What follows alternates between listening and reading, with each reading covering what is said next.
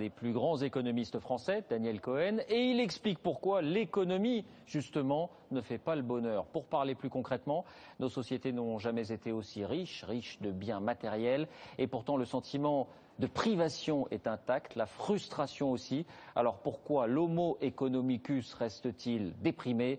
Jean-Paul Chapelle, Alain Locasio. L'argent, on en veut toujours plus, même s'il ne fait pas le bonheur. Ce qui est nouveau cette fois, c'est que c'est un économiste qui le dit, et il va plus loin, l'argent fait bien souvent notre malheur. Fabriquer des voitures moins chères, c'est bien, mais ça a aussi créé des chômeurs de plus en plus nombreux. Certes, notre niveau de vie a doublé en 30 ans, mais alors, comment expliquer que dans le même temps, notre consommation d'antidépresseurs a triplé?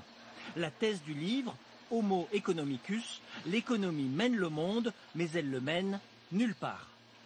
La seule manière dont l'argent contribue au bonheur, c'est quand on arrive à gagner plus que les autres. Quand on gagne plus soi-même, on s'y habitue et au bout du compte, on est ramené au point de départ. Mais quand on arrive à gagner plus que les autres, là, ça marche. Et donc, en réalité, l'économie ne fonctionne qu'à condition d'organiser une compétition entre les gens. Mais cette compétition, au bout du compte, elle est vaine, puisque les autres veulent faire la même chose que vous. Et donc, vous êtes dans une tension permanente à vouloir dépasser les autres qui veulent faire la même chose pour arriver en moyenne au même point qu'au point de départ. La compétition à outrance, l'ancien PDG de General Electric l'a même théorisé de manière très cynique. Les 20% meilleurs sont récompensés, les 10% les moins performants sont mis à la porte. Résultat, plus de rentabilité, pas forcément plus d'efficacité.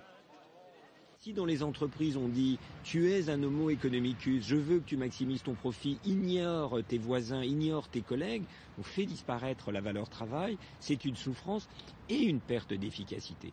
Exemple éloquent, le directeur d'un centre de transfusion sanguine souhaitait accroître ses stocks. Il a eu l'idée d'offrir une prime aux donneurs de sang pour les motiver. Eh bien, c'est exactement l'inverse qui s'est produit. Les dons ont chuté.